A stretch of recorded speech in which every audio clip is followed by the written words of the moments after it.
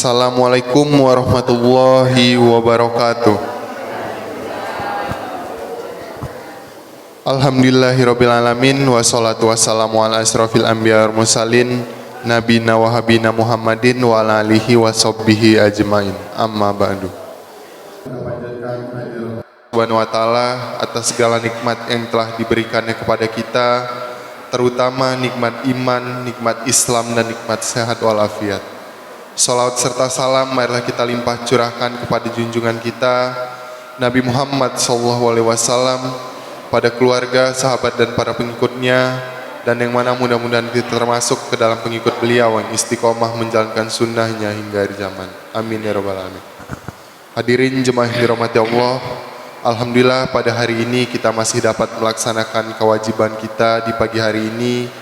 Yang pertama melaksanakan sholat subuh berjamaah, dan yang kedua insya Allah dilanjutkan dengan kewajiban kita dalam menuntut ilmu. Alhamdulillah pada pagi hari ini telah hadir bersama kita yang kita muliakan Al-Ustadz Muhammad Andik LC MPDI, yang akan menyampaikan tausiahnya dengan mengambil tema jangan tertipu dengan jahirnya. Untuk itu kepada Al-Ustadz Muhammad Andik LC MPDI dipersilahkan untuk menyampaikan tausiahnya. Terima kasih. Assalamualaikum warahmatullahi wabarakatuh.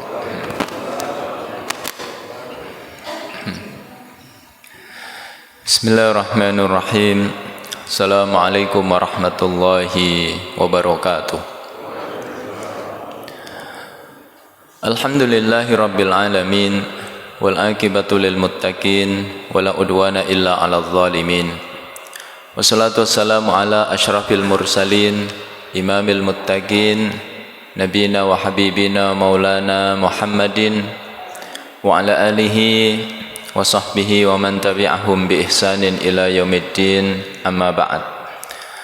Faqala Allahu azza wa jalla fi muhkami tanzilih, a'udzu billahi minasyaitonir rajim, wasbir nafsaka ma'al ladzina yad'una rabbahum bil ghadati wal 'ashiyyi yuriduna wajhah wa la ta'du 'ainaka 'anhum turidu zinatal hayatid dunya wa la tuti' man aghfalna qalbahu an dzikrina wattaba'a hawahu wa kana amruhu furuta.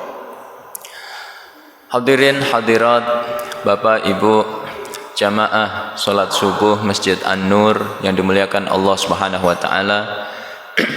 Alhamdulillah kita bersyukur kehadirat Allah. Kita dikumpulkan oleh Allah untuk mendapatkan nikmat yang sangat banyak. Setelah nikmat iman, nikmat Islam, nikmat kesehatan, nikmat berkumpul dalam kebaikan, nikmat memakmurkan rumah Allah, nikmat tafaqquh fid din. Mudah-mudahan seluruh kenikmatan ini senantiasa dijaga oleh Allah dalam hidup kita hingga akhir hayat kita, sehingga insyaallah kita menghadap Allah dalam keadaan husnul khatimah. Amin ya rabbal alamin. Bapak Ibu yang dimuliakan oleh Allah, tema kajian subuh kali ini seperti yang diumumkan tadi adalah la taghurrannakal mazahir. Jangan tertipu oleh zahirnya. Sebuah tema yang penting untuk menjadi renungan bagi saya pribadi dan kita semuanya, karena hari ini kita hidup di era yang begitu mengedepankan materi. Segala sesuatu dinilai dari aspek materi. Kalau dalam kekayaan maka dinilai ya dari di mana tinggalnya, di komplek apa, komplek biasa saja atau komplek yang elit ya. Kalau dari aspek kendaraan ya, ditanya tadi naik apa, mobilnya merek apa ya, tipe apa. Kemudian bahkan banyak orang ya menanyakan aset yang sifatnya pribadi. Berapa saldo di rekeningnya? Maka jangan heran Bapak Ibu yang dimuliakan oleh Allah, hari ini banyak orang memamerkan saldo rekeningnya. Ya. Kalau dari aspek pendidikan, maka ya S berapa sudah? S1, S2, ya, atau S20 seperti handphone. Kalau dari aspek jabatan, seberapa tinggi jabatannya, apa posisinya, itulah realitas kehidupan kita hari ini. Banyak segala sesuatu dinilai dari aspek zahirnya, apalagi di dunia teknologi informasi seperti hari ini, ya. Termasuk ustadz dinilai seberapa banyak followersnya. Maka penting sekali tema ini menjadi renungan bagi kita semuanya. Imam An-Nawawi dalam kitabnya Riyadhus Shalihin, ya, menulis babu fadli dha'afatil muslimin wal fuqara wal khamilin. Bab tentang keutamaan orang-orang yang lemah dari kalangan kaum muslimin, orang-orang yang fakir, orang-orang yang tidak populer di tengah manusia. Jadi ternyata orang-orang seperti itu terkadang punya kemuliaan tersendiri yang tidak dimiliki oleh lainnya. Nah, ini penting untuk menyadarkan kita hari ini, karena kita hidup di era yang saya sebutkan tadi. Jemaah dimuliakan oleh Allah, kenapa kita jangan tertipu oleh zahirnya? Karena yang pertama, kalau kita perhatikan sejarah, Al-Quran itu sepertiganya berisi sejarah, agar kita banyak mengambil pelajaran dari pendahulu kita. Dalam sejarah kita mendapati orang-orang yang tertipu dengan zahirnya itu adalah orang-orang musyrik dan orang-orang kafir. Maka apa sebab turunnya ayat yang saya baca di mukaddimah tadi, yaitu surat Al-Kahfi, yang sering Bapak Ibu baca kalau hari Jumat atau malam Jumat. Pada ayat 28 kata Allah, wasbir nafsaka ma'alladzina yad'una rabbahum bil ghadati wal 'ashiyyi yuriduna wajhah wa la ta'du 'ainaka 'anhum turidu zinatal hayatid dunya. Wahai Muhammad, sabarkan dirimu bersama orang-orang yang berzikir kepada Allah baik di waktu pagi maupun di waktu petang. Jangan pernah kamu palingkan wajahmu dari mereka hanya karena menghendaki kehidupan dunia. Apa sebab turunnya ayat ini? Orang-orang musyrik hari itu mengajak Nabi bertemu, tapi dengan satu syarat, tidak perlu didampingi sahabat-sahabat, yang kebanyakan mereka adalah orang-orang miskin, seperti Bilal bin Rabah, seperti Ammar bin Yasir, seperti Khabbab ibnul Arth, seperti Abdullah bin Mas'ud radhiyallahu anhum ajma'in. Mereka orang-orang miskin, maka orang-orang musyrik merasa mereka orang terpandang, orang kaya, orang hebat, enggak mau duduk semajelis dengan mereka, ya, karena itu bisa menurunkan reputasi mereka di depan manusia. Jadi yang tertipu dengan yang zahir dalam sejarah siapa, Pak? Orang-orang musyrik dan orang-orang kafir. Maka jangan kita hari ini punya perilaku seperti itu, ya, merasa kaya, maunya kumpul sama yang kaya saja. Kalau yang miskin enggak mau. Kalau ngadain walimah, yang diundang yang kaya saja, yang miskin enggak usah. Meskipun rumahnya dekat, karena miskin enggak diundang. Rumahnya jauh, karena kaya diundang. Ini kebiasaan siapa? Orang-orang musyrik dan orang-orang kafir. Maka jangan ditiru, ya. Dalam kisah ulama disebutkan, di abad kedua Hijriah ada ulama besar namanya Abdullah ibnu Mubarak. Anaknya namanya Abdullah. Ini ulama besar. Bapaknya namanya Mubarak. Mubarak ini hanya seorang tukang kebun. Tukang kebun milik seorang qadhi. Ya, qadhi itu hakim hari ini. Jemaah dimuliakan oleh Allah, satu hari qadhi ini datang ke kebunnya. Mubarak, ambilkan delima yang manis. Diambilkan, disuguhkan, ternyata pahit. Aku minta yang manis, bukan yang pahit. Diambil lagi, disuguhkan, ternyata pahit lagi. Maka qadhi ini marah. Kamu sudah lama kerja di sini, masa nggak bisa bedakan mana manis mana pahit? Maka Mubarak menunjukkan kejujurannya. Di terkadang kejujuran, apalagi di era yang penuh fitnah ini, penting untuk ditampakkan, ya, biar orang tahu ini orang jujur, bukan koruptor, ya. Maka Mubarak mengatakan, maaf Tuan, saya hanya diberi amanah merawat kebun. Saya tidak pernah diberi amanah mencicipi buah.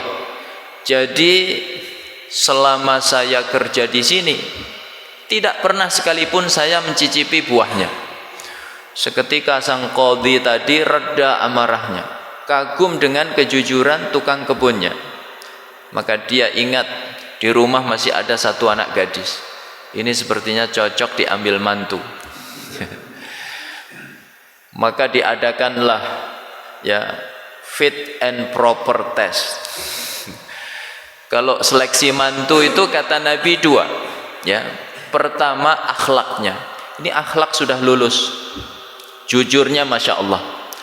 Kedua pengetahuan agama, maka diteslah pengetahuan agamanya. Mubarak, bagaimana menurutmu pernikahan itu? Maka dia menjawab, wahai Tuan, dulu orang Yahudi kalau menikah itu pertimbangannya harta. Yang penting duitnya banyak, yang penting asetnya berlimpah, yang penting saldonya unlimited. Yang penting rekeningnya gendut, dompetnya tebal. Ya, kalau kata orang Betawi tambah satu syarat lagi. Yang penting latar belakang, latar depan harus jelas. Latar depan sekian hektar, latar belakang sekian hektar. Biarpun buruk akhlaknya enggak masalah. Yang penting duit banyak, Pak. Ya. Maka yang masih punya kebiasaan seperti ini, ketahuilah ini warisannya Yahudi. Sedangkan Nasrani dulu kalau menikah, wahai Tuan, yang penting penampilan. Kalau laki-laki tinggi, ya, tampan, hidungnya mancung minimal 2 meter. Kalau wanita cantik jelita, nggak malu-maluin kalau diajak kondangan. Biarpun buruk akhlaknya nggak masalah. Maka renungkan, yang hari ini masih punya prinsip begitu, ketahuilah itu warisannya Nasrani. Maka kata Mubarak kemudian, sedangkan kami kaum muslimin, wahai Tuan, kalau menikah pertimbangannya din, agama. Maka kata Nabi, fadfar bidzatid din taribat yadak. Ya, peganglah yang punya agama, maka kamu akan beruntung. Maka semakin terpesona tuan tanah tadi dengan tukang kebunnya. Singkat cerita dinikahkan mereka. Dari pernikahan itu lahirlah ulama besar Imam Abdullah ibnu Mubarak. Apa yang ingin saya garis bawahi, ya, Bapak Ibu dimuliakan oleh Allah. Jadi begitulah dalam sejarah, yang tertipu dengan zahirnya itu adalah orang-orang musyrik dan orang-orang kafir. Maka jangan hari ini kita tertipu dengan zahirnya. Islam memberikan cara pandang yang benar agar tidak tertipu dengan zahirnya, tidak tertipu dengan hartanya, pangkatnya, ya, kemudian popularitasnya, tidak tertipu dengan ras, suku, ya, asal daerah. Zaman Rasulullah semua itu sudah ada. Kaum muslimin di zaman Nabi itu sukunya beragam. Ada yang dari Afrika seperti Bilal bin Rabah, ada yang dari Eropa seperti Suhaib ibnu Sinan Ar-Rumi dari Romawi, ya. Ada yang dari Persia seperti Salman Al-Farisi. Ada yang dari Arab, Abu Bakar, Umar, Utsman, Ali dan lain sebagainya. Apakah hari itu mereka menonjolkan sukunya masing-masing? Kami orang Afrika ya hebat, tidak. Kami Eropa ya nomor satu, apa begitu? Tidak. Ya. Mereka hari itu disatukan oleh Nabi di bawah payung Islam. Maka yang menentukan kemuliaan mereka di hadapan Allah itu bukan sukunya, bukan warna kulitnya, bukan seberapa banyak hartanya, bukan seberapa tinggi jabatannya, tapi yang menentukan kemuliaan mereka adalah ketakwaan mereka kepada Allah Subhanahu wa taala. Maka Allah ingatkan di surat Al-Hujurat, ya ayyuhan nas inna khalaqnakum min dzakari wa unsa wa ja'alnakum syu'uban wa qabaila lita'arafu inna akramakum indallahi atqakum. Hei manusia, sungguh kami ciptakan kalian dari golongan laki-laki dan perempuan, dan kami jadikan kalian bersuku-suku, berbangsa-bangsa. Apa tujuannya? Lita'arafu, agar kalian saling mengenal. Inna akramakum indallahi atqakum, sungguh yang paling mulia di antara kalian di sisi Allah yang paling takwa. Maka jamaah dimuliakan oleh Allah, zaman itu ada sebagian ya sahabat seperti Abu Dzar Al-Ghifari itu pernah terjatuh dalam kekhilafan. Namanya manusia kan pernah khilaf, ya. Beliau memanggil Bilal itu dengan sebutan ya benas sauda, hei anak budak berkulit hitam. Kalau kita baca dalam riwayat, Bilal warna kulitnya hitam apa putih, Pak? Hitam. Jadi Abu Dzar tadi jujur apa mengada-ada? Ya. Beliau mengatakan apa adanya. Tapi ya Bilal tersinggung, sakit hatinya, mengadu kepada Rasulullah sallallahu alaihi wasallam. Maka Rasulullah menegur Abu Dzar. Kata Rasulullah sallallahu alaihi wasallam, "Ya Abu Dzar, innaka mru'un fika jahiliyah." Abu Dzar, kamu itu manusia yang di dalam dirimu masih ada sifat jahiliyah. Maka Abu Dzar menyesali kesalahannya. Abu Dzar letakkan kepalanya di tanah. Bilal, injak kepalaku, ya, sebagai permohonan maafku atasmu, ya. Jadi segala bentuk fanatisme di atas selain Islam itu kejahiliahan. Fanatisme suku, ya, warna kulit, kejahiliahan, ya. Lagi zaman Nabi, ya, pernah juga dua suku besar, ya, ada dua suku besar di Madinah, suku Aus, suku Khazraj. Dua suku ini sebelum masuk Islam itu berperang satu sama lain, bermusuhan. Usia permusuhan mereka itu sudah 150 tahun. Lama apa sebentar, Pak? Ya, itu kalau kita hitung, ya, usia permusuhannya itu sudah diturunkan dari kakek hingga ke cucu. Maka untuk menghapus permusuhan yang sekian lama tentu susah. Tapi begitu mereka masuk Islam langsung rukun. Ya, kedua suku itu bersatu di bawah naungan Islam. Satu hari datanglah orang Yahudi, ya, membangkitkan kembali permusuhan mereka di masa lalu. Maka dua suku yang sudah erat bersaudara tadi tiba-tiba saling menghunus pedang. Mereka siap menumpahkan darah, ya, Maka Rasulullah menegur mereka, Allah, takutlah kalian kepada Allah. Anidaul jahiliyati tad'una wa ana baina aidikum. Apakah seruan jahiliyah kalian kumandangkan padahal aku masih hidup di tengah kalian? Jadi fanatisme di atas selain Islam itu kejahiliahan. Ormas Islam bagus, ya, partai Islam bagus, tapi fanatik kepada ormasnya, partainya, bukan Islamnya. Bagus apa jelek, Pak? Jelek, ya. Begitu yang dizalimi ormas yang lain, biarin aja, bukan ormas saya, ya. Jelek, tidak bagus. Ini kejahiliahan. Kalau ormasnya ini masuk surga, tapi kalau ormas yang itu neraka semua. Ini jahiliyah, ya.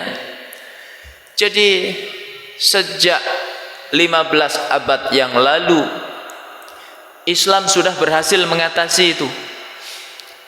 Urusan kulit putih, kulit hitam beres sudah.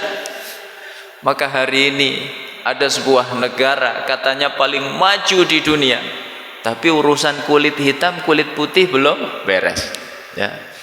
Jadi jamaah yang dimuliakan oleh Allah, yang tertipu dengan zahirnya dalam sejarah itu orang-orang musyrik dan orang-orang kafir. Nah, ayat tadi sekaligus memberi pelajaran kepada kita betapa mulianya majelis zikrullah. Majelis ilmu ini, majelis zikrullah, itu mulia. Sampai Rasulullah SAW, manusia yang paling sabar, itu masih diperintahkan oleh Allah untuk menyabarkan diri. Wasbir nafsaka ma'alladzina yad'una rabbahum bil ghadati wal ashiyyi yuriduna wajhah. Sabarkan dirimu wahai Muhammad, berkumpul bersama orang-orang yang berzikir kepada Allah baik di waktu pagi maupun di waktu petang. Maksudnya siapa? Sahabat-sahabat. Meskipun kebanyakan mereka miskin, tapi mereka ahli zikrullah. Maka Rasulullah diperintahkan sabar, ya. Maka satu hari Rasulullah melewati para sahabat, mereka sedang baca Al-Quran. Ayat yang dibaca, ya, surat yang dibaca surat Al-Kahfi. Maka Nabi mengatakan, hadza majlisun alladzi umirtu an usabbira nafsi. Inilah majelis yang aku diperintahkan oleh Allah untuk menyabarkan diri. Maka Bapak Ibu, kalau di majelis ilmu sabar, ya. Ini musim hujan, ya gerimis-gerimis sedikit, sabar, ya. Kalau hujan ya bawa payung, basah-basah dikit, sabar, ya. Andaikan tempatnya misalnya tidak senyaman Masjid An-Nur, karpetnya nggak ada, ya, AC kipas angin nggak ada, tempatnya sempit, jauh, nggak seperti Masjid An-Nur ini, dekat, nyaman pula. Maka kita diperintahkan oleh Allah untuk sabar, ya. Andaikan ustadznya telat, sabar, ya. Wah, ini ustadz bela diri, ya, mentang-mentang telat. Jadi begitu mulianya majelis zikrullah di sisi Allah Subhanahu wa taala. Ini yang pertama, jangan tertipu dengan zahirnya.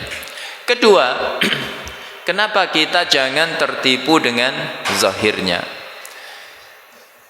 Karena terkadang orang yang tidak menarik di mata manusia, bahkan diremehkan, ya, tapi dia lebih mulia di sisi Allah dan Rasulnya, ya. Ini prinsip yang penting yang hari ini harus kita pegang erat di zaman yang penuh fitnah ini, ya. Kalau melihat orang tidak menarik, misalnya hartanya, ya, kedudukannya, popularitasnya, maka jangan cepat meremehkan. Siapa orang kayak gitu? Jangan, ya. Bisa jadi dia lebih mulia di sisi Allah dan Rasulnya. Ini ya, prinsip seperti ini akan menyelamatkan kita dari kesombongan. Mari kita lihat dalam hadis, ya, setidaknya ada 3 hadis yang ingin saya sampaikan pada kesempatan kali ini yang menggambarkan tentang itu. Pertama, satu hari Nabi berkumpul bersama para sahabat. Tidak lama kemudian lewatlah orang yang pakaiannya bagus, kendaraannya bagus, terhormat di tengah manusia. Maka Nabi bertanya kepada orang yang duduknya paling dekat, ya, ma ra'yuka bihadza, apa pendapatmu tentang orang yang baru lewat tadi? Ya, maka dia mengatakan, rajulun min asyrafin nas, itu orang yang mulia di tengah manusia ya Rasulullah, duitnya banyak, pakaiannya bagus, kendaraannya bagus, wallahi hariyun law khataba ayyunkah walau syafa'a ayyusyaffa.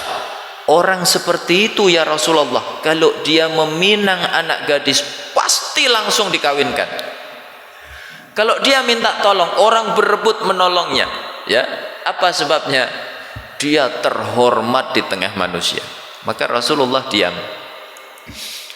Tidak lama kemudian lewat orang kedua, pakaiannya kurang menarik, ya, kendaraannya enggak menarik, kemudian miskin di tengah manusia. Maka Nabi bertanya, wa ma ra'yuka bihadza, lalu apa pendapatmu tentang orang yang baru lewat ini, yang kedua ini? Maka dia menjawab, rajulun min fuqara'il muslimin, itu orang dari kalangan fakirnya kaum muslimin. Fakir itu lebih parah daripada miskin, lebih susah fakir daripada miskin. Miskin masih punya penghasilan tetap, tapi kurang. Kalau fakir enggak jelas, ya. Itu orang dari kalangan fakirnya kaum muslimin ya Rasulullah. Hadza hariyun law khataba alla yunkah, ya. Kemudian walau syafa'a alla yusyaffa, walau qala alla yusma'alah. Orang seperti itu ya Rasulullah, kalau dia, ya, meminang enggak bakal diterima. Kalau dia minta tolong, enggak ada yang sudi menolong. Kalau dia berbicara, enggak ada yang mau mendengarkan. Maka Rasulullah meluruskan, ya, cara pandang seperti ini salah. Apa kata Nabi kemudian? Hadza wallahi, demi Allah, ya, yang kedua ini afdalu min mil'il ardi bihadza, lebih afdal, lebih mulia di sisi Allah dibanding sepenuh bumi berisi orang yang pertama.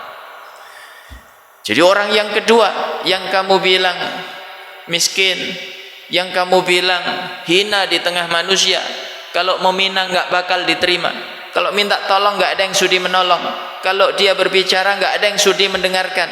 Demi Allah, dia lebih afdal di sisi Allah dibanding sepenuh bumi berisi orang yang pertama. Yang kamu bilang terhormat di tengah manusia, kaya raya, kalau dia minta tolong pasti orang berebut menolong, kalau dia meminang pasti diterima, ya. Jadi terkadang yang secara zahir menarik di mata manusia, rupanya di sisi Allah sebaliknya. Atau yang di mata manusia enggak menarik, rupanya dia begitu istimewa di sisi Allah Subhanahu wa taala, ya. Hadis kedua, kita masih ingat kisah wanita berkulit hitam yang biasa nyapu masjid, ya. Satu hari wanita ini diwafatkan oleh Allah. Sahabat merasa tidak perlu memberitahu Rasulullah, cukup kitalah yang mengurusnya, toh ini hanya tukang sapu saja. Maka kebiasaan Rasulullah, kalau ada, ya, sahabat kok enggak muncul beberapa hari, Rasulullah menanyakan keadaannya. Mana si fulanah ini yang biasa nyapu masjid, kok enggak muncul? Ya. Nah, ini sunnah Nabi yang hari ini penting untuk kita jaga. Kalau kita diberi amanah mengelola sebuah kebaikan, jadi pengurus masjid, pengurus majelis taklim, pengurus RT, RW, pengurus lingkungan, maka kalau ada jamaah kita kok nggak muncul beberapa hari, tanyakan gimana keadaannya bapak ini. Ya, Nabi begitu. Kalau dia sakit, Nabi menjenguknya, mendoakan kesembuhan atasnya. Kalau dia sedang safar, Nabi mendoakan keselamatan atasnya. Kalau dia lagi sibuk bisnis, Nabi mendoakan kesuksesan atasnya. Ya. Maka Rasulullah menanyakan wanita tadi, di mana dia? Kok sudah lama nggak kelihatan? Kata sahabat, qad mata, dia sudah wafat ya Rasul. Maka Rasulullah menegur sahabat, afala kuntum adzantumuni, kenapa kalian nggak memberitahu aku? Tulluni ala qabriha, tunjukkan kepadaku di mana kuburnya. Nabi mendatangi kuburnya, Nabi sholat ya jenazah atas wanita itu. Jadi jamaah yang dimuliakan oleh Allah, orang yang dianggap biasa-biasa saja oleh sahabat, ketika wafat merasa nggak perlu memberitahu Nabi, rupanya begitu istimewa di sisi Rasulullah Sallallahu Alaihi Wasallam, sampai beliau menegur sahabatnya, kenapa enggak memberitahu aku? Ya, hadis ini sekaligus memberi isyarat kepada kita betapa mulianya merawat rumah Allah, merawat masjid. Apakah merawat dari aspek fisik? Ya, nyapu, ngepel, gulung karpet, gelar karpet, ya, bersihin karpet, kemudian merawat fisik masjid, kalau ada yang rusak diperbaiki, ya, kipas angin mati diservis, AC rusak diservis, ya, sampai merawat kemakmurannya, yang sholat berjamaah, yang azan, yang imam, ya, yang ngaji seperti ini, seluruhnya mulia di sisi Allah Subhanahu wa taala. Termasuk muhsininnya, donatur-donaturnya, ya, yang infak nyumbang untuk masjid, untuk perawatan, untuk pembangunan, struktur DKM-nya dari ketuanya sampai bendaharanya, ya, seluruhnya istimewa di sisi Allah. Apa sebabnya? Yang dirawat adalah rumah Allah, syiar Allah di muka bumi. Maka hari ini jangan pernah jauh kehidupan kita dari masjid. Nanti orang yang dijamin dengan naungan Allah di hari kiamat, siapa di antaranya? Wa rajulun qalbuhu mu'allaqun bil masajid, orang yang hatinya selalu terpaut dengan masjid. Ini hadis kedua. Hadis ketiga, betapa terkadang yang diremehkan manusia rupanya mulia di sisi Allah Subhanahu wa taala. Hadis yang panjang tentang 3 bayi yang bisa bicara. Kata Nabi, la yatakallamu fil mahdi illa salasah. Enggak ada yang berbicara di waktu bayi kecuali 3. Pertama, bayinya Isa bin Maryam. Begitu Maryam melahirkan, ya, Isa putranya, orang-orang mencemoohnya. Kemudian Maryam berisyarat kepada bayinya. Maka kaumnya bertanya, kaifa nukallimu man kana fil mahdi sabiyya? Bagaimana mungkin kami mengajak bicara anak yang masih bayi? Tiba-tiba atas izin Allah bayi itu berbicara. Qala inni Abdullah ataniyal kitaba wa ja'alani nabiyya. Bayi itu berkata, aku ini hamba Allah. Allah memberiku kitab namanya Injil, Allah mengangkatku sebagai nabi. Ya, ini pertama. Kedua, bayi di zaman Jurej. Ya, masih ingat Bapak Ibu kisah pemuda yang saleh di zaman Bani Israel, namanya Jurej. Jurej ini menjadi buah bibir kaumnya. Masya Allah, itu Jurej, pemuda yang saleh, ahli ibadah. Dia habiskan waktunya di Sauma'ah, tempat khusus untuk dia beribadah kepada Allah. Maka ada seorang wanita yang tidak baik, ya, Dia mengatakan, sungguh aku akan menjadi fitnah atasnya. La'aftinannahu. Ya, sungguh aku akan menjadi fitnah atasnya. Wanita ini membuktikan ucapannya. Dia mendatangi tempat ibadahnya Jurej. Dia menggoda Jurej, ya, diajaknya berzina. Dia tawarkan dirinya untuk dizinai Jurej. Ya, kalau Bapak di posisi Jurej, ya, kira-kira Bapak lihat atau enggak? Ya. Ya. Ayo, ada ibu-ibunya di atas. Ya. Enggak berani jawab, ya. Jurej ahli ibadah digoda wanita cantik, menawarkan dirinya untuk dizinai. Jurej tidak melirik sama sekali, ya. Begitu pemuda, ya, meskipun syahwatnya membara, tapi kalau takut kepada Allah, maka godaan seorang wanita tidak berefek baginya, ya. Maka wanita ini karena tidak direspon, pergi dia. Tidak jauh dari tempat ibadahnya Jurej ada penggembala. Penggembala ini digoda oleh wanita tadi, seketika mau. Makanya Bapak kalau digoda kok mau, nah, itu mentalnya mental penggembala. Ya. Jadi penggembala ini mau. Singkat cerita, berzinalah mereka. Wanita ini kemudian hamil, kemudian melahirkan. Setelah melahirkan, dia koar-koar kepada manusia, ini hasil hubunganku dengan Jurej. Ini hasil hubunganku dengan Jurej. Orang-orang seketika marah. Mereka mendatangi tempat ibadahnya Jurej.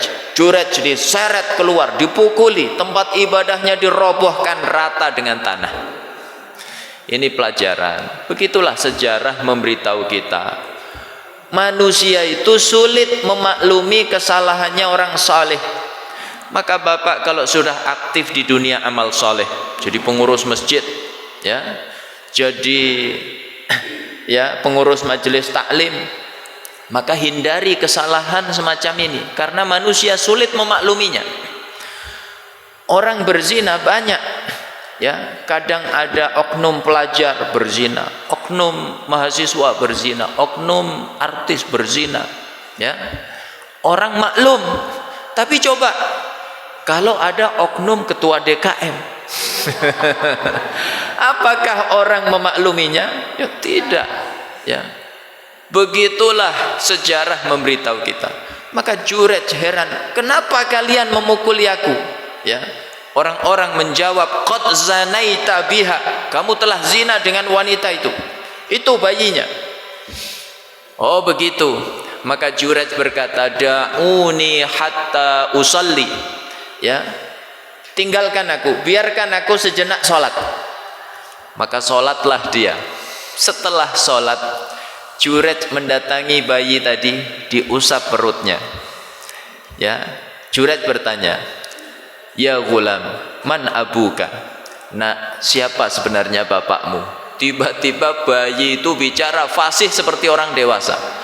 Abi fulan ar-ra'i, bapakku adalah si fulan, seorang penggembala. Semua yang hadir ketakutan, ya, karena sudah terlanjur menzalimi Jurej. Bayi bisa bicara ini sudah menjadi bukti yang cukup bahwa Allah membela Jurej. Jurej benar, Jurej jujur, Jurej tidak bersalah. Maka orang-orang seketika memeluk Jurej, mengusap-usap Jurej, ya, mencium tangan Jurej, minta maaf. Mereka berkata, wahai Jurej, maafkan kami. Gimana kalau kami bangun tempat ibadahmu ini dari emas atau perak? Kalau Bapak pilih emas apa perak, Pak? Ya. Kata ibu-ibu emas. Ya, jadi nanti pulang dari sini ibu-ibunya belikan emas, ya, minimal 1 kilo. Jamaah yang dimuliakan oleh Allah, Jurej berkata tidak perlu, cukup bangun seperti sedia kala. Maka dibangun kembali dari tanah liat, ya. Jadi kisah bayi bisa bicara yang pertama dan kedua ini belum ada hubungannya dengan bab. yang ada hubungannya dengan bab ini yang ketiga. Nabi mengkisahkan seorang wanita sedang menyusui bayinya. Bahkan Nabi mempraktekkannya sambil menghisap jempolnya, ya. Ketika wanita itu sedang menyusui bayinya, lewatlah orang yang terhormat, pakaiannya bagus, kendaraannya bagus, terhormat di tengah manusia.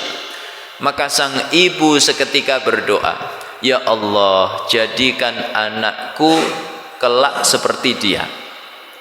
Tiba-tiba bayi tadi melepas, ya, air susu ibunya. Dia berbicara, ya Allah, jangan engkau jadikan aku seperti dia. Lalu lanjut netek lagi. Kan menarik, ya.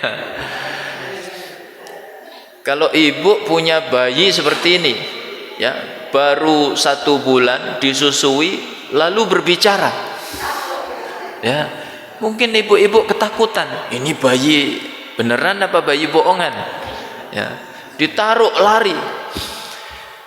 Lalu tidak lama lewat orang kedua, seorang wanita yang pakaiannya compang-camping, dikejar-kejar manusia, ya, dituduh mencuri. Maka sang ibu berdoa, ya Allah, jangan engkau jadikan anakku seperti dia. Tiba-tiba bayi itu kembali melepas air susu ibunya, lalu berbicara, ya Allah, jadikan aku seperti dia. Maka ibunya bertanya, tadi aku doa begini malah kamu jawab begini, ada apa nak?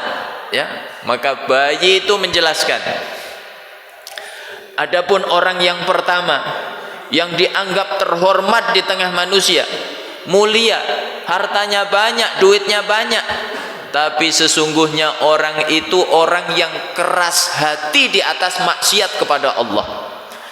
Hobinya maksiat, dinasehati nggak mempan, masih mending masuk kuping kanan keluar kuping kiri. Ini nggak bisa masuk, mental, saking kerasnya hatinya. Maka aku nggak ingin kelak jadi orang seperti itu. Adapun yang kedua, dia wanita salehah, ahli ibadah. Dia difitnah oleh manusia mencuri, padahal hakikatnya tidak mencuri. Maka aku ingin kelak seperti dia. Jadi jamaah yang dimuliakan oleh Allah, apa yang kita garis bawahi dari kisah ini?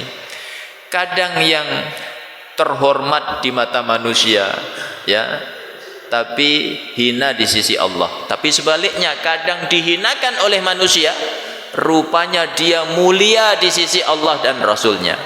Maka jangan tertipu dengan zahirnya, ya. Ada orang nggak punya pangkat tapi ibadahnya Masya Allah. Saya tahun 2008 itu punya kenalan polisi, ya. Polisi ini nggak punya bintang, tapi Masya Allah ibadahnya itu malu kita rasanya, ya. Kalau ketemu dia itu malu rasanya kita. Dia berkata, Ustadz, ternyata kalau saya hitung-hitung, sholat sunnah dalam sehari itu kalau kita kerjakan semuanya lebih dari 80 rakaat. Oh iya Pak, ya, saya belum tahu itu Pak, karena belum pernah mengamalkan semuanya. Dia rutinkan itu, dia hitung-hitung katanya lebih dari 80 rakaat. Dia puasa Senin Kamis, dia, ya, terakhir bahkan puasa Daud. Masya Allah. Padahal nggak punya bintang secara zahir. Hari ini kita mendengar berita heboh, bintangnya ada berapa Pak? Ya, tapi jualan narkoba. Ya. Bintangnya 2 tapi nembak ajudannya. Maka jangan tertipu dengan zahirnya. Ini kedua. Yang ketiga, jamaah yang dimuliakan oleh Allah, kenapa kita tidak boleh tertipu dengan zahirnya? Kadang yang zahirnya, ya, dihinakan manusia, tapi doanya mustajab di sisi Allah. Kata Nabi dalam hadisnya, rubba ash'ath madfu'un bil abwab. lau aqsama 'alallahi la abarrahu. Betapa banyak orang rambutnya acak-acakan, pakaiannya lusuh berdebu. Kalau dia berdiri di depan pintu manusia, barangkali manusia mengusirnya, hus, hus, pergi sana, ya. Tapi sekali dia bersumpah atas nama Allah, maksudnya berdoa, pasti Allah mengijabah doanya. Maka hati-hati, jangan mudah tertipu dengan zahirnya. Dalam kitab Safwatus Safwah dikisahkan sebuah kisah menarik di zaman tabi'in, zaman setelah sahabat. Ada seorang tabi'in namanya Muhammad ibnul Munkadir. Muhammad ibnul Munkadir ini terbiasa sholat di tiang tertentu di Masjid Nabawi. Ya, di Masjid An-Nur kan banyak tiang, ya. Maka dia terbiasa sholat di sebuah tiang tertentu. Oh, jadi boleh Ustaz? Boleh, ya. Membiasakan diri di tempat tertentu di masjid boleh. Yang enggak boleh itu bagaimana? Depan masih kosong, Bapak cari tembok belakang, ya. Begitu nyandar langsung doa, Bismikallahumma ahya wa amut. Ini enggak boleh, Pak, ya. Enggak boleh. Tidur tuh penyakit menular, saya ingatkan. Kalau pojok kanan sudah tidur, enggak lama pojok kiri nyusul, nanti depan nyusul, ya, nyusul. Terakhir ustadznya ikut tidur. Atau yang enggak boleh itu mengklaim yang paling berhak atas tempat itu kita. Jadi kalau keduluan yang lain, maka diusir. Pak, minggir Pak, itu tempat saya Pak, sudah saya booking sampai hari kiamat Pak. Ini yang enggak boleh.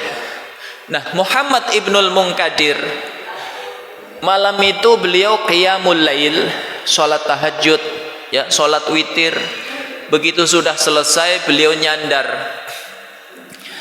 Tidak lama beliau nyandar sambil berzikir, datanglah orang yang tidak menyadari keberadaan Muhammad ibnul Munkadir. Dia nggak tahu kalau di situ ada Muhammad ibnul Munkadir karena terhalang tiang. Maka dia sholat. Lalu setelah sholat 2 rakaat dia berdoa. Doanya unik Pak. Ya Rabb, inna ahlal madinati yastasqunak falam tusqihim fa ana uqsimu bika an tusqiyahum. Ya Allah, penduduk Madinah telah minta hujan kepadamu, tapi engkau belum kabulkan. Maka aku bersumpah atas namamu ya Allah, kabulkan doa mereka, turunkan hujan untuk mereka. Kan aneh doanya, seolah-olah dia dekat betul dengan Allah Subhanahu wa ta'ala. Ini ulama Madinah berdoa belum diijabah. Jadi hari itu Madinah dilanda kemarau panjang. Di siang harinya diadakan sholat sunnah istisqa, dipimpin ulama-ulama di Madinah. Sampai sholat selesai, munajat itu selesai, nggak ada tanda-tanda turun hujan, nggak ada tanda-tanda doa mereka diijabah oleh Allah. Langit tetap cerah, cuaca tetap terik, udara tetap panas, ya. Maka malam harinya ada orang berkulit hitam pakai syal di lehernya doa. Belum sempat dia turunkan tangannya, doanya diijabah oleh Allah. Tiba-tiba kilat menyambar-nyambar, udara berubah dari panas menjadi dingin, turun hujan yang sangat lebat. Maka Muhammad ibnul Munkadir penasaran, siapa orang ini? Mustajab betul doanya, ya. Setelah itu waktu subuh tiba, maka dia pun sholat berjamaah bersama kaum muslimin. Setelah itu dia zikir, setelah itu dia pulang. Maka Muhammad ibnul Munkadir membuntutinya sampai dia tiba di rumahnya. Setelah dia masuk, diketuk pintunya. Assalamualaikum. Waalaikumsalam. Muhammad ibnul Munkadir bertanya, Anda ini siapa? Tadi malam aku lihat Anda berdoa, sebelum Anda turunkan tangan Anda, doa Anda sudah diijabah oleh Allah. Anda ini siapa? Ya. Maka orang ini enggak menjawab sepatah kata pun. Terlihat rona tidak senang di wajahnya. Dia berkemas-kemas, kemudian dia meninggalkan kota Madinah. Jadi ada wali-wali Allah yang tersembunyi, yang kadang penampilannya enggak menarik, tapi sekali dia berdoa diijabah oleh Allah Subhanahu wa taala. Maka sekali lagi jangan tertipu dengan zahirnya. Terakhir yang keempat, kenapa kita jangan tertipu oleh zahirnya? Jamaah dimuliakan oleh Allah, surga itu banyak dihuni oleh orang-orang miskin, kata Nabi. Orang-orang yang penampilannya mungkin tidak menarik di mata manusia, diremehkan keberadaannya, tapi merekalah mayoritas ahli surga.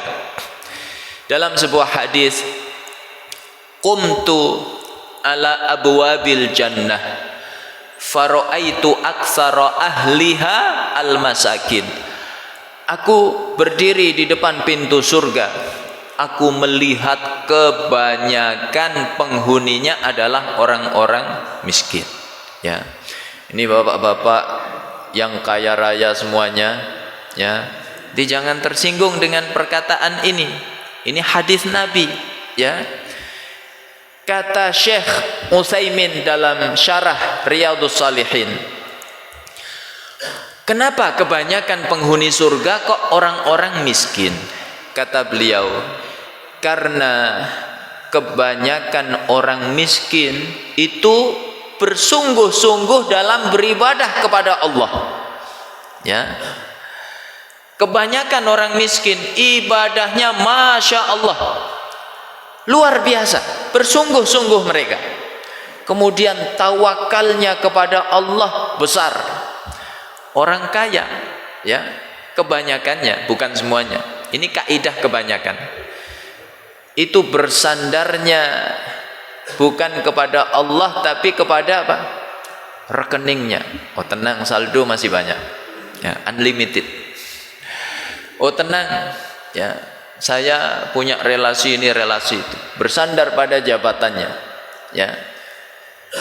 Maka ketahuilah semua sandaran itu rapuh kecuali hanya Allah Subhanahu wa taala. Ya, maka kalau kita bersandar, bersandarlah kepada Allah.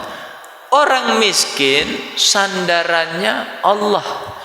Ya bismillah, insya Allah, ya.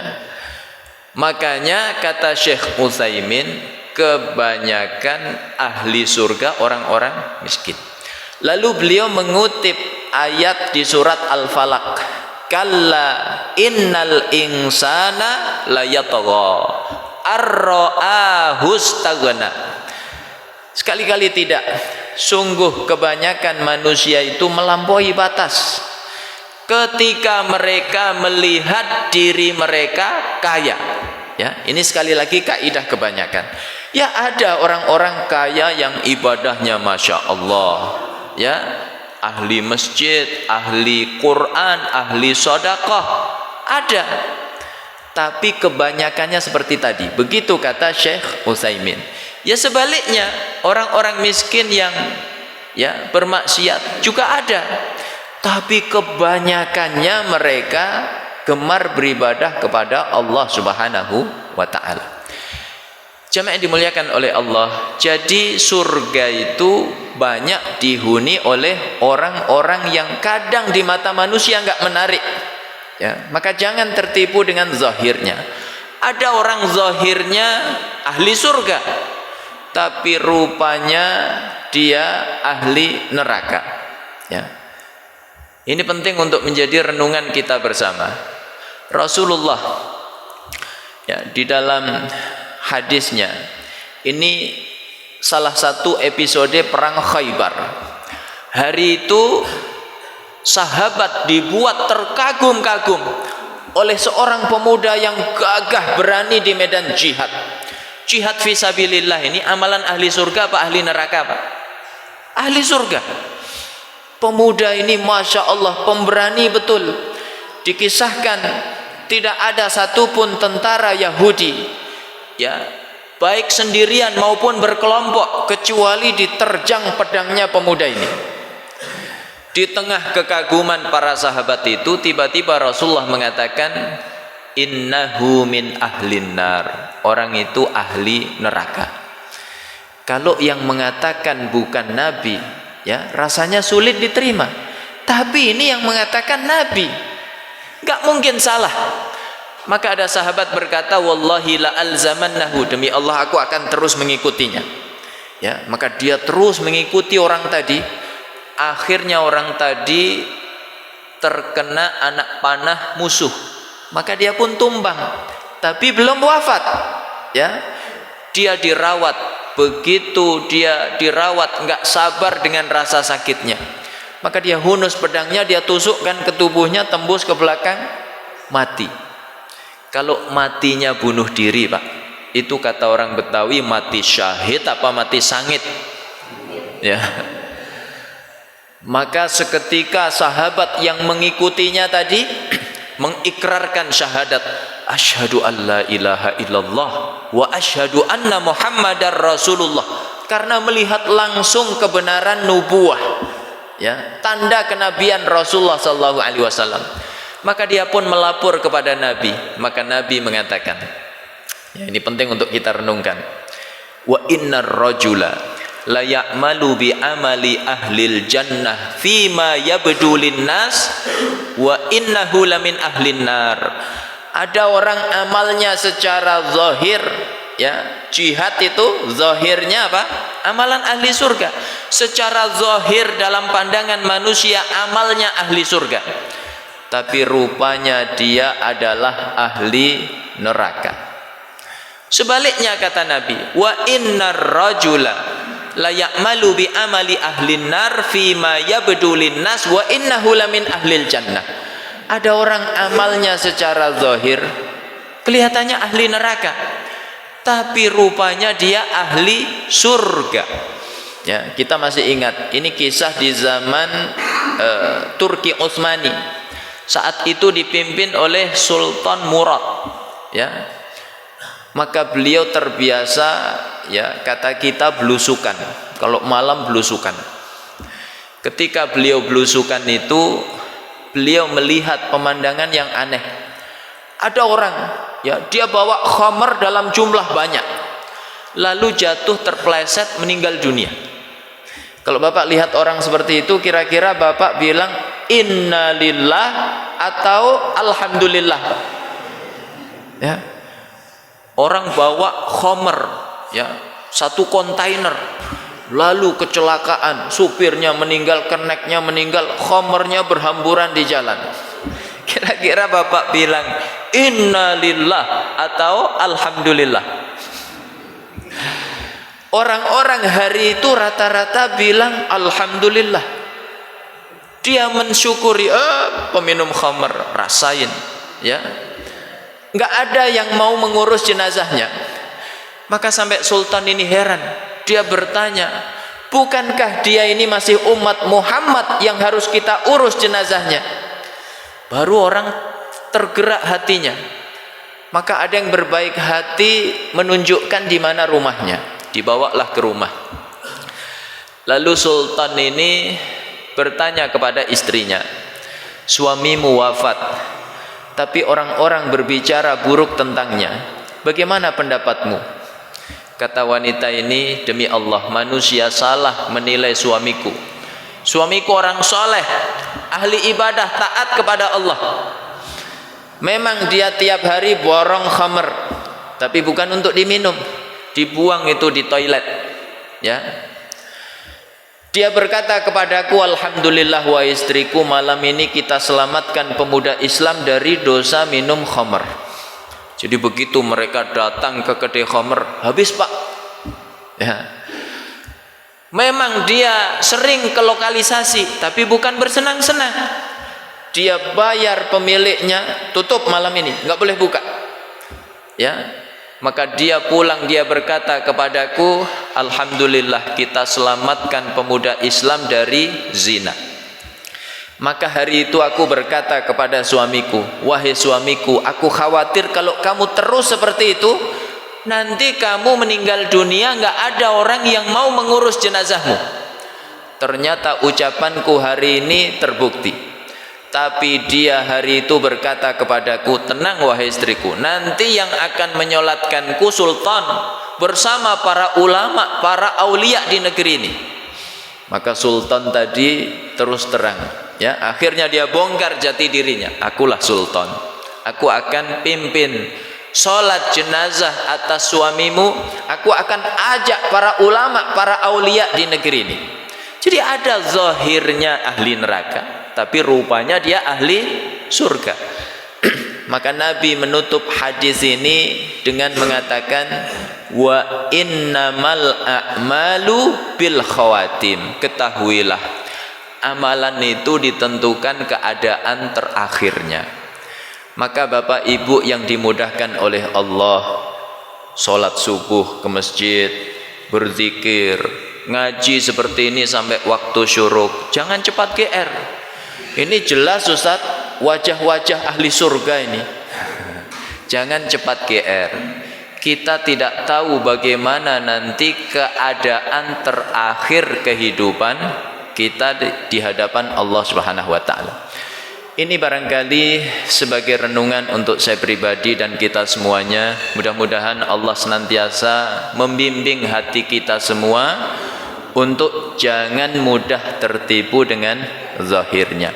Kalau ada yang benar semata-mata dari Allah, kalau ada yang salah ini kekhilafan saya mohon maaf yang sebesar-besarnya. Aqulu qouli hadza wa sallallahu ala nabiyyina Muhammad wa ala alihi wa sahbihi wasallam walhamdulillahi rabbil alamin.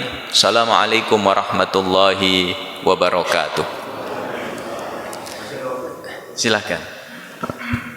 Baik, dipersilakan kepada para jemaah jika ada yang ingin ditanyakan.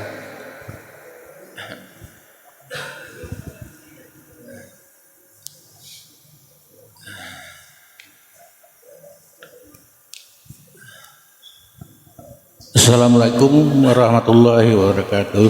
Waalaikumsalam.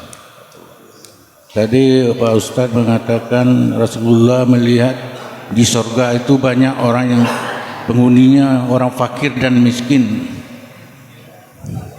Ya, fakir dan miskin. Baik. Ya, miskin. Terus dan juga saya pernah dengar di neraka Rasulullah melihat banyak wanita. Gimana itu, Ustaz? Terima kasih. Assalamualaikum warahmatullahi wabarakatuh. Waalaikumsalam. Baik, ya. Kelanjutan hadis tadi, ya. Wa ra'aitu,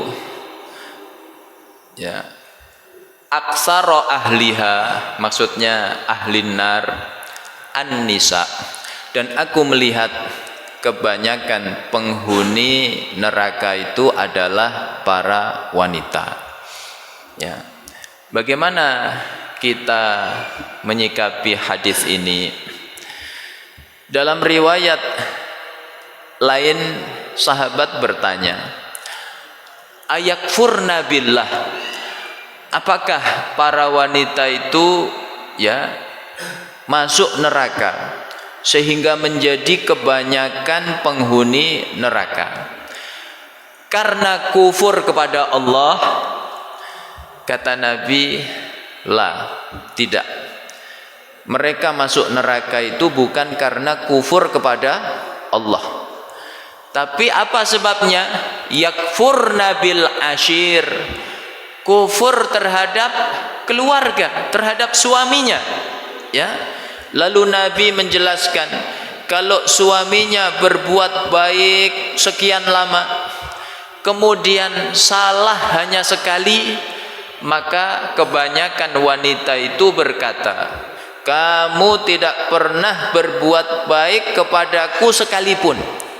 Ini namanya kufur terhadap suami, ya. Maka ini renungan bagi ibu-ibu sekalian, ya. Ibu-ibu jangan pura-pura nggak dengar. Ya, ini penting. Jadi kebanyakan penghuni neraka kata Nabi adalah wanita. Apa sebabnya? Kufur dengan keluarga, dengan suami. Suaminya ngasih ya uang bulanan nggak pernah telat, setahun nggak pernah telat. Begitu akhir tahun cuma telat sehari, maka istrinya bilang pasti telat, ya selalu telat. Nah, ini ciri khas atau karakter ahli neraka. Setiap lebaran suaminya selalu membelikan pakaian yang baru untuk istrinya, untuk anak-anaknya. Maka ada satu momentum Ramadan corona, ya. Lalu suami nggak sanggup membelikan pakaian baru. Maka istrinya berkata, kamu nggak pernah belikan baju lebaran. Ini karakter ahli neraka, ya. Jadi karena kufur terhadap apa? Keluarga. Maka hati-hati, ya. Dosa-dosa wanita itu kebanyakan adalah dosa-dosa apa? Lisannya. Maka hati-hati, ya. Kendalikan lisan supaya kelak meraih surga Allah Subhanahu wa taala. Kemudian yang penting untuk diwaspadai, ya, terutama bagi para wanita, yaitu dosa khianat kepada suaminya. Apa bentuk khianat itu?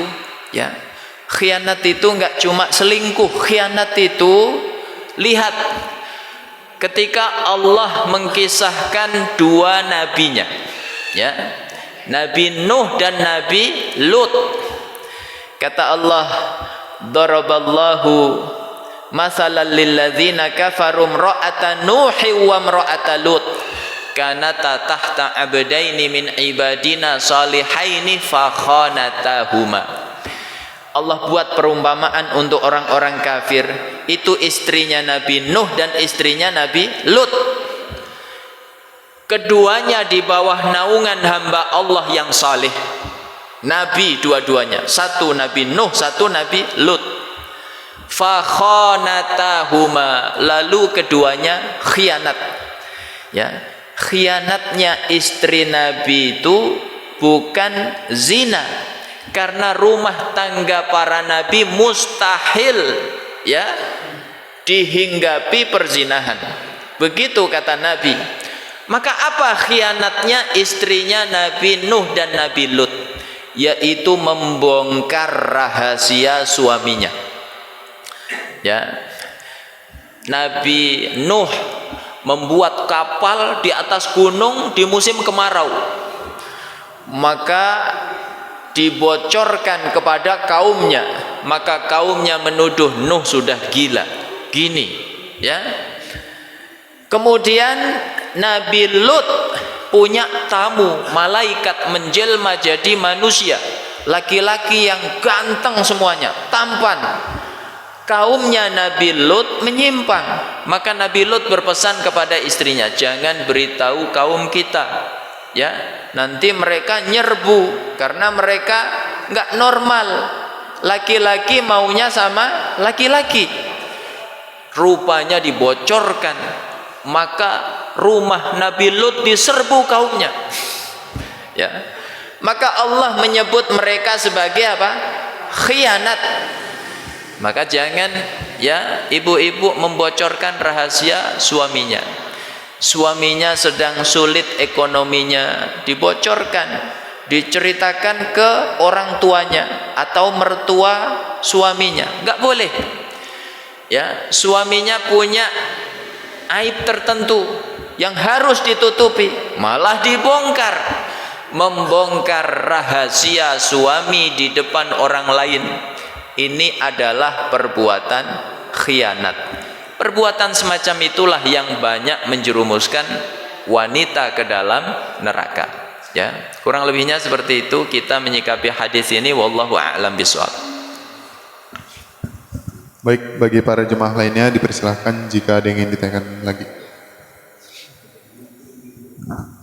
Ustaz,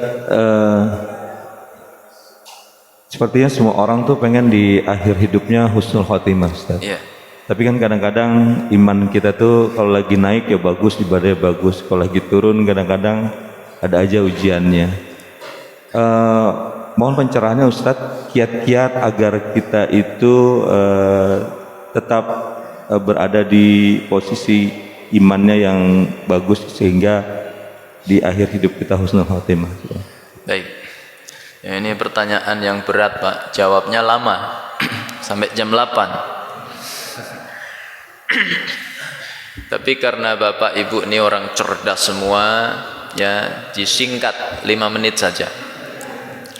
Jamaah yang dimuliakan oleh Allah, meraih husnul khatimah ini impian setiap kita kaum muslimin.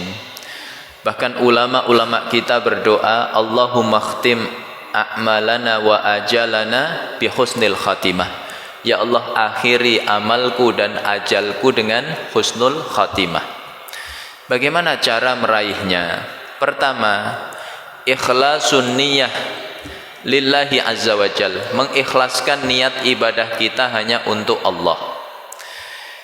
Para ulama ketika menjelaskan hadis ya tentang pemuda dalam perang Khaybar tadi, kenapa ya su'ul khatimah dia, wafatnya bunuh diri? Maka di antara kesimpulan ulama adalah kalau ikhlas itu menyebabkan husnul khatimah, tapi kalau riya itu menyebabkan su'ul khatimah. Ini diambil dari redaksi hadis fima yabdulin nas, yang nampak dalam pandangan manusia, ya.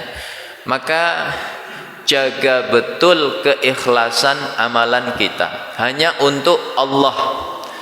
Maka insya Allah yang ikhlas itu berakhir dengan husnul khatimah. Tapi kalau riya, maka hati-hati, berakhir dengan su'ul khatimah. Maka Rasulullah sampai mengingatkan umatnya tentang satu bahaya yang lebih dahsyat dibanding Dajjal, ya. Kata Nabi, ala ukhbirukum bima huwa akhwafu alaikum indi minal masihid dajjal. Maukah kalian aku beritahu perkara yang lebih aku takutkan menimpa kalian dibanding Dajjal? Apa itu? Kata Nabi, asyirkul khafi, syirik yang tersembunyi. Ar-riya, yaitu riya, ya. Riya itu lebih tersembunyi dibanding seekor semut hitam nempel di batu yang warnanya hitam di tengah malam yang gelap gulita. Kelihatan nggak, Pak? Nggak kelihatan. Begitulah riya. Orang nggak sadar bahwa dia dihinggapi riya, ya. Apalagi musim ya pilihan politik, ya. Sholat depan kamera, kanan kamera, kiri kamera, belakang kamera. Ya, Bapak geser dulu, ini sudutnya pas di sini kameranya. Hati-hati, ya. Maka ulama dulu sampai menyembunyikan amal saleh, ya, supaya nggak dilihat manusia karena takut riya. Jadi pertama ikhlas. Kedua, yaitu al-istiqamah fi ta'atillah, istiqamah dalam ketaatan kepada Allah. Istiqamah rajin sholat jamaah di masjid, rajin ngaji seperti ini. Maka insya Allah yang istiqamah itu wafatnya husnul khatimah. Ulama membuat kaidah yang banyak berlaku di tengah kehidupan manusia. Apa kaidah itu? Man asya ala syai' mata alaih. Siapa yang hidupnya membiasakan sesuatu, maka dia wafatnya di atas sesuatu yang dia biasakan. Ya, belum lama viral ada ustazah lagi mimpin baca Quran, ya. Wa ilahukum ilahu wahid. Rabb, wafat. Ya, Masya Allah. Akhir kehidupan yang sangat indah, husnul khatimah. Kok bisa wafatnya begitu? Ya karena mayoritas isi kehidupannya begitu. Kalau ingin diwafatkan saat sholat, ya rutinitas kehidupan kita harus banyak sholat. Ya, kalau ingin diwafatkan saat ngaji begini, ya isi mayoritas kehidupan kita dengan ngaji. Ya, begitu kaidah yang banyak berlaku di tengah kehidupan manusia. Sebaliknya, terkadang kita menyaksikan kenapa ada orang kok akhir kehidupannya mengerikan. Ya, ada seorang ulama, Syekh Abdul Aziz Ibnu Rawat, menceritakan pengalamannya mentalqin orang yang akan wafat. Ditalqin la ilaha illallah. Ada yang lidahnya kaku, nggak bisa digerakkan. Nggak bisa digerakkan.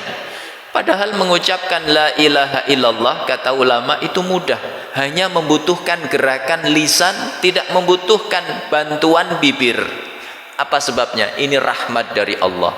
Kadang orang wafat itu mengalami sakarat. Sakarat itu berat, saking beratnya kadang bibir nggak bisa digerakkan, maka dia masih bisa mengucapkan la ilaha illallah dengan lisannya. Tapi ini nggak bisa juga, ya. Padahal semasa hidup ya mudah mengucapkan. Tapi kenapa ketika wafat nggak bisa? Maka ditanyakan kepada keluarganya, ya, dikatakan dia sering minum khamr. Maka hati-hati, yang suka minum khamr, jangan-jangan nanti di akhir hayat tidak bisa mengucapkan la ilaha illallah. Lalu beliau mentalqin orang yang lain, disuruh baca la ilaha illallah, malah ngajak hitungan matematik. 1 juta bayar 2 juta, 3 juta bayar 5 juta. Apa sebabnya, Pak? Rupanya dia rentenir, ya. Lalu dia talqin orang yang lain la ilaha illallah, malah dia sebut nama wanita yang banyak, ya. Dia sebut, ya. Ini kalau ada kesamaan hanya kebetulan saja, tidak direkayasa. Dia sebut Fatimah, Aisyah, Khadijah. Ya, ini kalau orang Arab, Pak. Kalau orang Indonesia Sri Wahyuni, Endang, ya. Sekali lagi, kalau ada kesamaan mohon maaf, tidak disengaja. Ya, contoh saja. Rupanya ditanyakan ke keluarganya, dia biasa berzina, ya. Jadi man asya ala syai' mata alaih. Siapa yang hidupnya membiasakan sesuatu, maka dia mati di atasnya.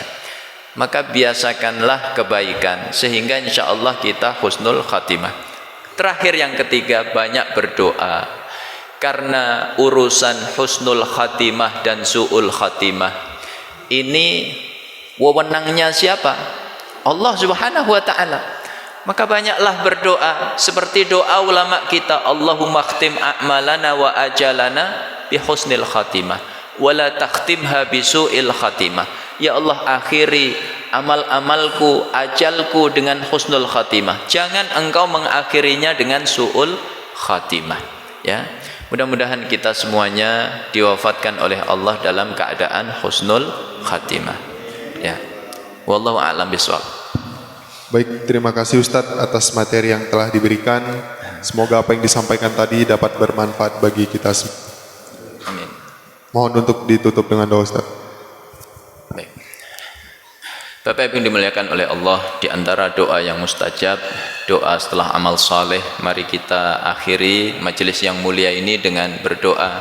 Mudah-mudahan iktikaf kita, ya, zikir kita, kemudian interaksi kita terhadap ayat Allah dan hadis Rasulullah mengantarkan doa kita mustajab di sisi Allah Subhanahu wa taala. Bismillahirrahmanirrahim. Alhamdulillahirabbil alamin, hamdan naimin, hamdan syakirin, hamdan yuafi ni'amahu wa yukafi'u mazidah. Ya Rabbana walakal hamdu kama yanbaghi li jalali wajhika wa 'azimi sultanik.